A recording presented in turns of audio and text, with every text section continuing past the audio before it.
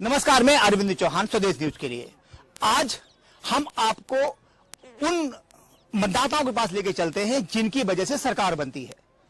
राजनीतिक दल जितने भी हैं वो घोषणा पत्र जारी करते हैं, लेकिन वो घोषणा पत्र एसी कमरों में बनाए जाते हैं। आज हम आपको रियलिस्टिक जानकारी देने की कोशिश करते हैं कि मतदाता चाहता क्या है।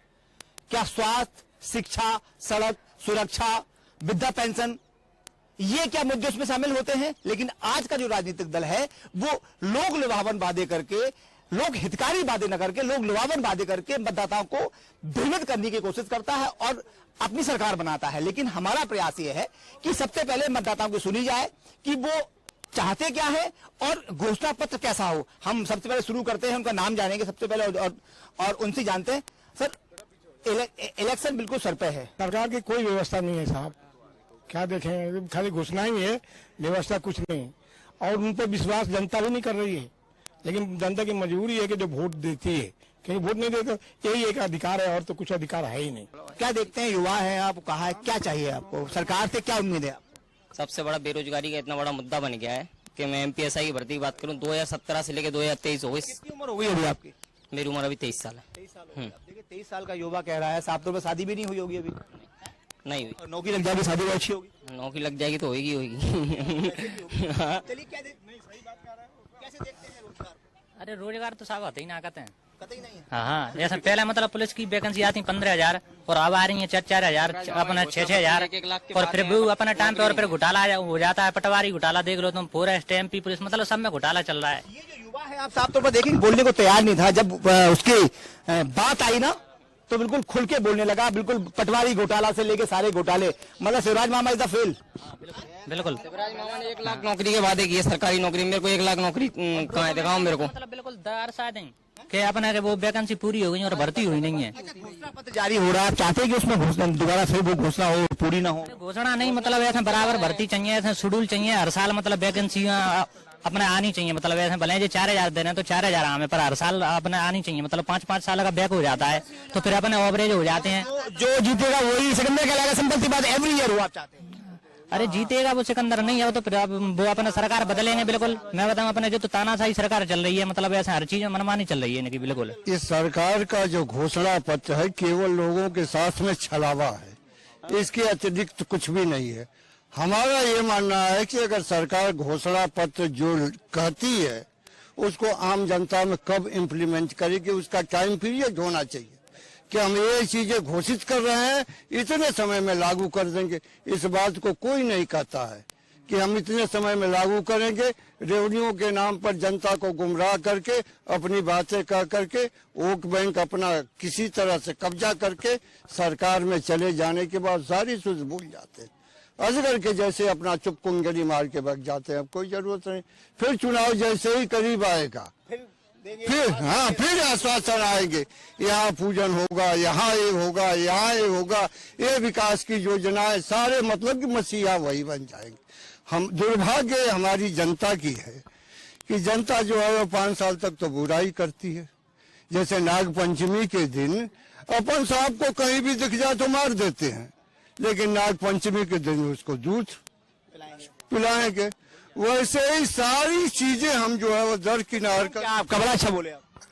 मेरा नाम मुन्नू राय है। सबसे बड़ी बात तो ये हम पहले जो करना चाहेंगे कि जितने बुजुर्ग खड़े हैं, आज हर आदमी की कम से कम 200 रुपए आप मान लो खर्चे। किसी को 600 रुपए मिल रहे हैं, किसी को 350, किसी को 500, तो 200 रुपए महीने के। इसमें क्या करवाए, दाढ़ी जूते पॉलिश करवाए तो भी पैसे नहीं है, नाश्ता कहाँ से करे। और एक मिनट, और सबसे बड़ी बात, जो खाता नहीं है उसके लिए 56 भोग, जो खाता है वो भूखा बैठा है। कल के दिन हम चले जाए, जो हमारा भविष्य है, जो सब बच्चे, तो कल के दिन इनको तुम 4 साल की नौकरी दे रहे हो, इसमें बच्चे घूम घूम के टिक्की के ठेले लगा रहे हैं। क्या करें बताओ आप। जो 80% जिसके मार्क आए वो घर बैठा है, 40% वाला नौकरी कर रहा है। अब उस डॉक्टर के पास जाओ, वो मारेगा, क्या करेगा वो? एक बड़ा सवाल उठता है, आप लोग विरोध नहीं करते। अभी लाडली लक्ष्मी बहना आई है, हजारों करोड़ रुपए उन्होंने बांट दिए। अगर ये पैसा कहीं रोजगार के काम में आता तो कितना अच्छा होता। युवाओं, आप लोग विरोध क्यों नहीं करते हैं?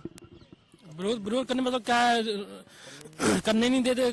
कहीं अग्निवीर का विरोध हुआ था, उसमें भी केस लगा दिए। तो पता पड़ जाएगा ना किस जवानी चलती है। पिछले 20 वर्षों से युवाओं को यहाँ ट्रेनिंग दे रहा हूँ एज ए फिजिकल के लिए, ठीक है ना, चाहे आर्मी हो चाहे डिपार्टमेंट कोई सा भी हो, ठीक है ना। आप कह रहे हैं कि युवाओं ने एक लेटर दिया था, बेचारों ने इकट्ठा हो गए, उन पे बोल लठ बरसाए थे, 50 कम से कम 500 लोगों पे FIR काटी गई थी।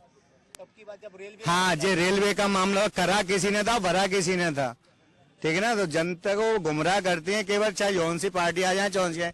मैं ये सोच रहा हूँ 40 नंबर वाला नौकरी कर रहा है, 80 नंबर वाला घर बैठा है, कौन सा विकसित कब विकसित कर देगा। मोदी जी जैसे 100 पैदा हो जाए तब विकसित नहीं हो पाएगा ये देश, कैसे हो जाएगा विकसित। आप ये बताए, हाई मार्क्स वाला घर पे बैठा हुआ है और लो मार्क्स वाला बाहर बैठा हुआ उसमें नौकरी कर रहा है, कैसे कर लेगा, कैसे महान बन जाएंगे और कैसे देश हमारा विकसित हो जाएगा। मैं ये कह रहा हूँ आर्थिक मदद पर आरक्षण होना चाहिए, गरीब सब जातियों में, सब धर्मों में।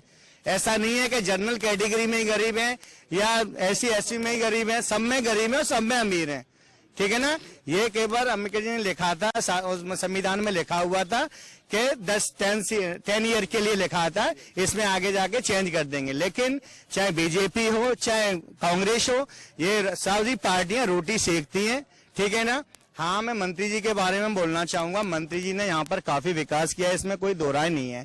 यहाँ हम खड़े हैं, यहाँ गड्ढे हुआ करते, धूल उड़ा करती थी, तो आज यहाँ पे पार्क बना दिया तो क्या रोजगार मिल गया? पार्क से मतलब नहीं। पार्क आपके मंत्री के मिस्टर जो भी आप नाम लेते, मैं माफी चाहता हूँ। हाँ, परमार साहब, आपके मंत्री जी जिस सरकार में है ना, उसी सरकार ने लाडली लक्ष्मी बहना में करोड़ों रुपए फूंक दिए। पहला, अगर वही पैसा कहीं न रोजगार के काम में आता, फैक्ट्री लगा दी जाती तो शायद रोजगार मिलता। बिल्कुल, हमने पहले भी कई बार कहा है, लेकिन मानने में बिल्कुल मैं मंत्री जी का विरोध क्यों करूंगा। मंत्री जी ने पहल सबके सामने मेले ग्राउंड में जब आए हुए थे, हमारे चाणक्य क्या कहते हैं अमित शाह जी, उनके सामने बोला था, उन्होंने हर मंच पे बोला है, भोपाल में भी बोला है। अगर ऐसा तो बंदा नहीं है कि उन्होंने नहीं बोला, कोशिश तो करी है उन्होंने हर जगह जाके। यहाँ का मतदाता चाहता है, ग्वालियर ग्रामीण और ग्वालियर के आसपास का चंबल अंचल का मतदाता चाहता है कि घोषणा पत्र में सबसे पहले रोजगार हो, फिर सुरक्षा हो, स्वास्थ्य हो और शिक्षा हो। इसके बाद वो कुछ भी करते रहे, ज्यादा उन्हें लेना देना नहीं है। कर्मयोगी यहाँ का युवा है। और सबसे बड़ी बात यह कि ऐसा कोई भी बॉर्डर नहीं होगा जहां का बॉर्डर पर तैनात यहाँ के युवा ना हो। कारगिल युद्ध में यहाँ के लोग शहीद हुए। आप छत्तीसगढ़ की बात कर लीजिए, यहाँ के युवा वहां पर तैनाती है। तो कहीं न कहीं साफ तौर पर जो राजनीतिक दल है उन्हें समझना चाहिए कि कहीं ना कहीं एक बार मतदाताओं से की जो राय है, मतदाताओं की जो मंशा है, उस पर ध्यान में रख के घोषणा पत्र जारी किया जाए तो शायद इनका भला भी होगा और सरकार अपने वादे में कामयाब हो पाएगी। कैमरा पर्सन धर्मवीर के साथ अरविंद चौहान।